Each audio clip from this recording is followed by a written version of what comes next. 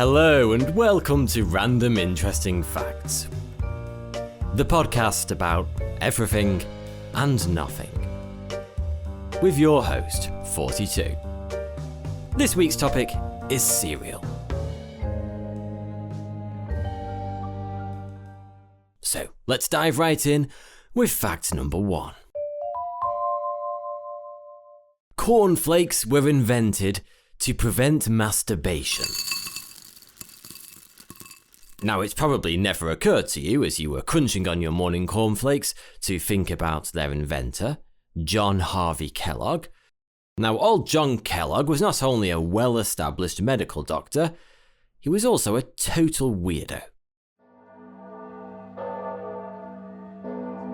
Kellogg grew up in a seriously devout Christian family from Battle Creek, Michigan, who were members of the Seventh-day Adventist Church. Now, to give you a little bit of perspective on how hardcore these guys were, they made Mormons look positively secular. It was actually the founders of the church, Ellen and James White, who funded Mr. Kellogg's medical studies at the Bellevue Medical College in New York after spotting that he had potential. Because of his strict and devout upbringing, he was a complete believer in the church's stance that masturbation was destructive to the spirit. He also thought plain old sex was bad for a person's physical, emotional, and spiritual well-being, and he avoided it his entire life. Call me a cynic, but if sex really is bad for you, then God probably wouldn't have made it the only way to carry on our species. He never consummated his marriage to Mrs. Kellogg, and they even slept in separate bedrooms. You could say there was no snap, crackle, and pop in their relationship. It's rumoured that during his honeymoon, he spent most of the time writing an anti-sex book. And they say romance is dead. Naturally, they adopted all their children, and as dirty and immoral as sex supposedly was, masturbation was considered much, much worse. He once wrote, "If illicit commerce of the sexes is a heinous sin, then self-pollution is a crime doubly abominable." He also went to the effort of outlining 39 different symptoms which could apparently manifest if one spends too long bashing the bishop, including mood swings, fickleness, bashfulness, stiff joints, bad posture, acne, palpitations, epilepsy, and perhaps most horrifying of all, a fondness for spicy food. Which, now I come to think of it, that explains why every weekend all across the UK, Indian restaurants are frequented by absolute wankers. Anyway, in a book he wrote in 1887, he spent an entire section talking about masturbation, calling it self-pollution, a solitary vice, and the most dangerous of all sexual abuses. Now, calling it a solitary vice seems pretty damn obvious to me. It's kind of in the definition. It's like calling football a game which requires feet. Mind you, Kellogg wasn't the only Victorian writing about the dangers of spanking the monkey. The Victorians published all sorts of books with fantastic titles such as Anonia, or The Heinous Sin of Self-Pollution and All Its Frightful Consequences, which isn't quite as catchy as Harry Potter and the Philosopher's Stone, but it sold quite well nonetheless. Like any sane person would, Kellogg decided that bad diets were at the root of all of this one-handed debauchery. To be fair, don't we all feel a little bit like abusing ourselves after a McDonald's? Would you like fries with that? He was obsessed with diet and believed in only eating plain and bland foods twice a day. Certain foods, according to Kellogg, increased sexual desire, Meat, for instance, or anything particularly seasoned or flavourful. As such, he also believed the reverse was true, that blander foods such as cereal and nuts could curb sexual desire. To be fair, when was the last time you saw almonds on the buffet table at an orgy? He also developed an enema machine on the basis that a clean bowel was next to a godly bowel. Jesus Christ's back passage must have been immaculate. Weirdly, he felt it was best if the water, which he passed through his bowel, was followed by a pint of yoghurt. And he tried it on several patients. That's right, ladies and gentlemen. The bloke who invented your morning bowl of cereal was a celibate psychopath who spent his days inventing new ways to pump yoghurt into people's arseholes. And yoghurt enemas were one of the mildest of his so-called treatments. Some of his other treatments for masturbation would have you covering your crotch and yelling, "No, it's fine, I'll just eat the damn cornflakes." For instance, to curb sexual desire in boys, Kellogg suggested threading silver wire through the foreskin, as it was somehow meant to prevent erections. When it came to girls, however, his ideas were frankly barbaric. Kellogg thought it would be a great idea to apply carbolic acid to the clitoris, as it would burn like holy hell and discourage any kind of hand in underpants action. And so, Kellogg decided that a grain-based health food was needed, which was not only easy on the digestion, but also kept people's grubby hands off their privates. His first creation was a so-called health treat consisting of baked oatmeal and cornmeal. It was called granola. After this, he started creating cereals with flaked grains, one of which was the legendary cornflake, which he felt would be the perfect anti-masturbatory breakfast dish. In 1894, whilst boiling wheat to try to make dough, he messed the whole thing up and accidentally found himself with some flat, wide flakes. He decided to bake the flakes, and a legend was born. Although, kind of ironically, baking the flakes does sound a bit like a euphemism for masturbation. John took his new invention to his brother, Will Kellogg, who suggested they set up a new business. But Will didn't really share his brother's interest in keeping people pure via their diets, but he was a keen businessman. So he decided if they were going to sell it, then there needed to be some changes. The whole "eat these and you'll never wank again" marketing campaign, for instance. So, instead, cornflakes were advertised as nutritious and helpful. Will not only avoided using the anti-masturbation aspect as a marketing tool, but also suggested they add sugar to make their flakes a bit tastier. And less like chewing cardboard soaked in milk. John, however, was not on board with this. He believed that sugar would only increase bad behaviour and encourage wandering hands. This resulted in a lifelong feud between the brothers, which was never really settled. I'm not quite sure who got custody of Tony the Tiger. Will eventually started to see John as a tyrant. The brothers had a big falling out, and Will eventually left to found the Battle Creek Toasted Cornflake Company, later to become the Kellogg's Cereal Company, where he could add all the sugar and salt his heart desired. Will ended up shipping 175,000 cases of cornflakes in the company's first year. And what's more, he was quite happy for people to enjoy a fondle as they were slurping them down. Within just a few years, Kellogg's cornflakes were a household name and could be found in nearly every kitchen in the United States. Next up, moments from history.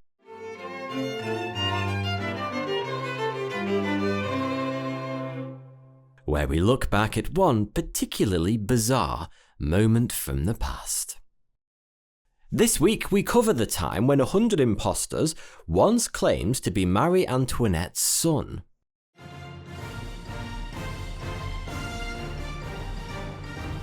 Marie Antoinette was the last queen of France before the French Revolution, when the whole of France rose up and got a bit head choppy all of a sudden. On the 10th of May 1774, Louis Auguste ascended to the throne, becoming Louis XVI, and Marie Antoinette became queen. After 8 years of marriage, she started having children, which improved her position at court. But she wasn't a popular queen. She was accused of being profligate, promiscuous, and sympathetic to the enemies of France. And it was also suggested that her children were illegitimate. During the revolution, the country's financial crisis was blamed on her lavish spending, and she became known as Madame Deficit. But then the revolution happened. In October 1789, the royal family were put under house arrest in Tuileries Palace. On the 21st of September 1792, the monarchy was finally abolished, and Louis XVI was executed by guillotine on the 21st of January 1793. Marie Antoinette's trial began on the 14th of October 1793, but let's be honest, it was never going to end well for her, was it? A trial was about as necessary as a condom on a panda. She was convicted of high treason 2 days later by the Revolutionary Tribunal of High Treason and executed by guillotine on the Place de la Révolution. Louis and Marie's son and heir to the throne, Louis XVII, was also taken to prison, which was a bit of a come down from the gold-trimmed rooms of Versailles. Now an orphan and only 8, he was held alone in a prison cell in the Paris Temple, where he was horribly abused and neglected. His captors weren't too keen on this young royal. It wasn't particularly a time in France's history when royalty was popular, let's just say that. They called him the Wolf Cub, the son of a tyrant, and quite simply, the bastard. Ah yes, the good old bastard. A favourite insult of history books if ever there was one. By 1795, he was barely recognisable. His belly was distended from malnourishment, and he was covered in open sores. When a respected doctor, Philippe Jean Pelleton, was called in, he was horrified by his condition. Unfortunately, all assistance was too late, the doctor later recalled. No hope was to be entertained. And so, on the 8th of June, 1795, Louis Charles died of tuberculosis in the arms of one of his jailers. He was only 10 years old. An autopsy was performed by Pelleton, during which he found evidence of the wicked abuse of his jailers. During the autopsy, Pelleton also nicked Louis's heart, as you do, and just slipped it into his pocket. He was determined to return it to the exiled members of his surviving family. Probably really ruined his coat, though. Heart goo is an absolute bugger to get out. Following this, he was secretly buried in a mass grave at a nearby cemetery. And this is where things started to get weird.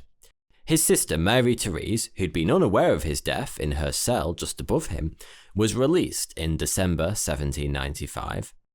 She was haunted by the mystery of what happened to him until her death, over 50 years later. Over the years, a slew of 100 men claiming to be Louis would come forward and pester Marie-Therese, claiming to be the real Dauphin. It was like the 18th century version of "Will the real Slim Shady please stand up?" but with a lot more wigs. You see, a successful claimant could theoretically find himself on the throne of France. But was it really worth it, considering what had just happened to the previous, now headless monarch? Anyway, riches, fame and adulation came to many impostors, thus encouraging others to come forward. You could basically get fame and prestige for doing absolutely nothing. It was basically like 18th century X Factor. But surely Marie-Therese would have recognised her brother. The problem was that nobody who'd known Louis Charles as a child had seen him after he went to prison, and people tend to look quite different as an adult. Meaning literally anyone could make the claim. Fat men, thin men, tall men, small men, Mr. Men, anyone. And then an Austrian diplomat, Baron von Fugert, really helped matters when he said, "There is no real and legal certainty that the son of Louis XVI is dead." The first claimant showed up only 3 years after his death, when a runaway tailor's son named Jean-Marie Hevergault was found wandering the countryside. He refused to give his name and was put in local prison, but claimed that he was a member of a non-existent ducal house.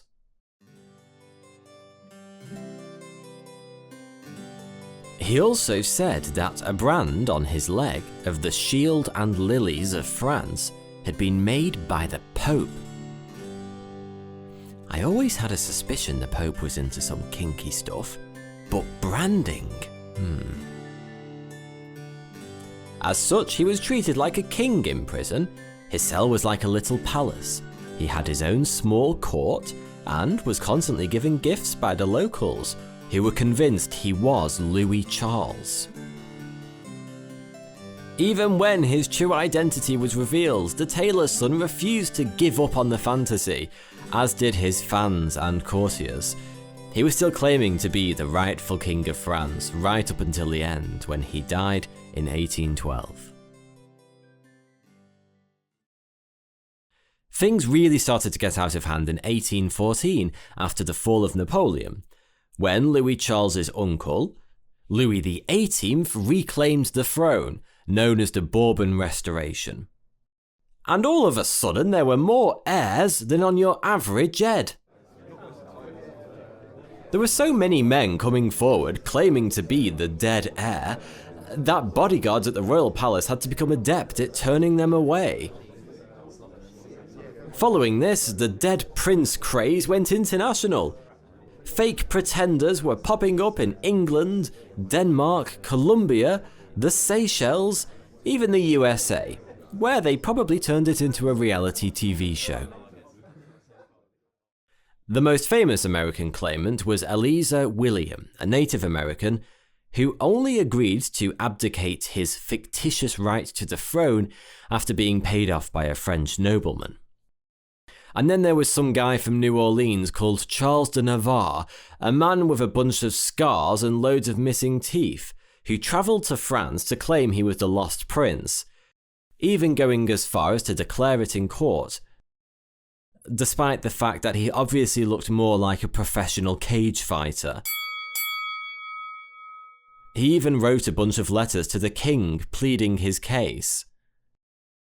Sadly for Charles, fraudulently claiming to be the King of France was illegal in France, so if you were going to indulge in a bit of total fakery, it was probably best not to let the king himself know about it. As such, he was arrested in 1817 and died in jail 5 years later. Now, whilst you absorb all that, we'll take a quick break, after which we'll be back with fact number 2.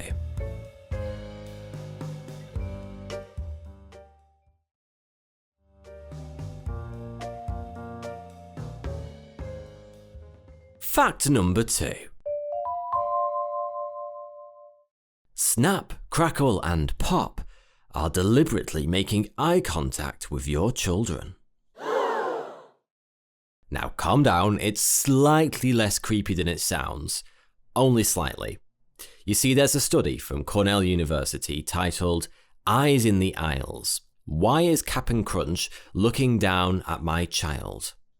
Which claims that cereal mascots are designed so their eyes tilt downwards to try and influence a kid's choice.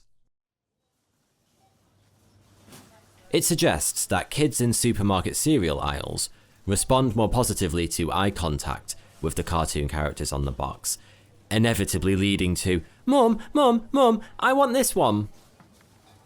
The idea was to look at the height of the placement on the shelf in relation to the eye height of the average adult shoppers and the average kid's eye height, and then calculate the angle of the character's gaze to see if they're purposely looking down at the children and not up at the adults.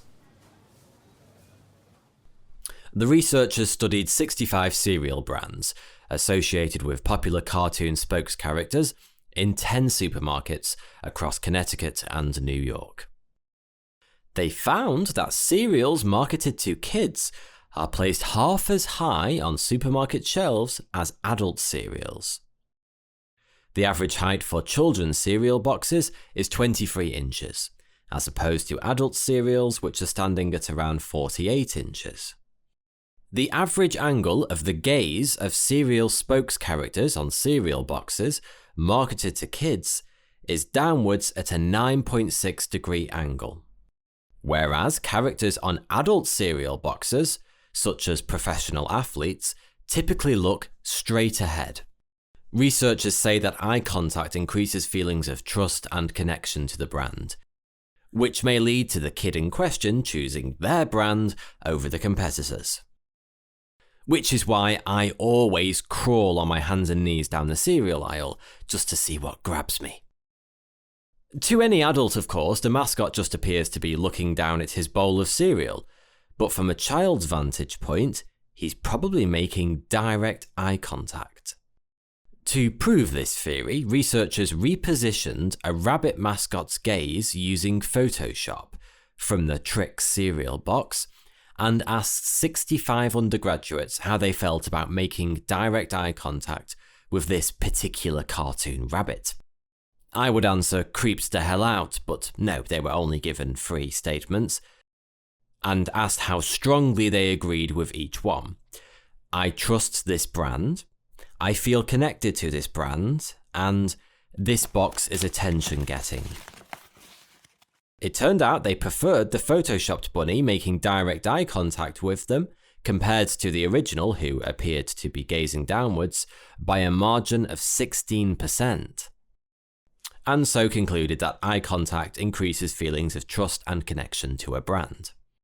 Except when they realised the Trix bunny is actually just eyeballing their wallets. The study further suggests that if you want your kid to avoid cereals full of sugar and E-numbers, it's probably best not to take them down that particular aisle of the supermarket, so they don't get visually propositioned by every creepy cartoon in the industry. Some cereal companies, however, have called the research absurd, although clearly not as absurd as using a leprechaun to sell marshmallows to kids for breakfast. General Mills, for example, published a rebuttal, rubbishing the Cornell publication and their findings, claiming that children come in all shapes and sizes, and that 3 out of 4 children walk at around 13 months, so approximating their average eye line is near impossible. General Mills also pointed out that the Trix rabbit looks in pretty much every direction depending on the box, up, left, right, straight ahead. He even has his eyes closed on a couple. Personally, I'd go for those box designs, because the last thing I want when I come down for a midnight snack is to open my cupboard and see a murderous rabbit eyeballing me at 2 a.m. Fact number 3. Some cereals are magnetic because of the iron they contain. We all know iron is important, right? In school we're taught it's one of the stars of the periodic table and is a nutrient which makes us strong. Iron is a vital component of hemoglobin, which is a substance in red blood cells that makes it red and carries oxygen. It's also a great name for a supervillain. I don't think one exists, but there should be. If you don't get enough iron through your diet, it can cause all sorts of problems, including tiredness, a shortness of breath, and heart palpitations. Which sounds a lot like me watching 2020 pass by. According to food scientists, adult men need roughly 9 milligrams of iron per day, and women need 15 milligrams. And that's why breakfast cereals have been fortified with iron since the 1940s, at least in the US. To this day, they're still one of the primary ways most children are able to meet their daily iron requirement. Iron is added to cereal in the form of a powder, which is basically very fine iron filings. Luckily, we can't see them because iron filings floating in milk isn't appetizing. Fortification is pretty much essential because without it, our cereals aren't nutritious at all.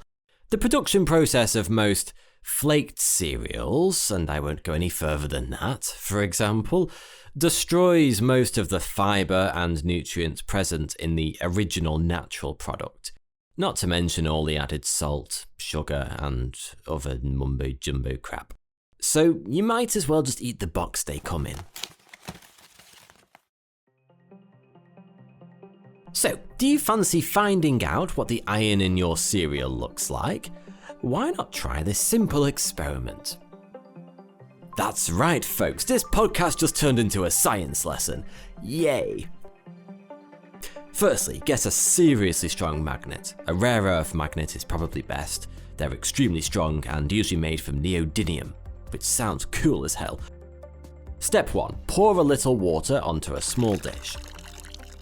And float a few large flakes of your favourite breakfast cereal on the surface. Hold the magnet close to one of them, and see if it moves towards the magnet.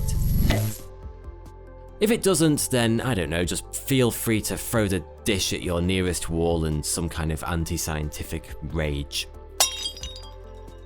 And if they are moving, well, brilliant! That means there's iron in your cereal.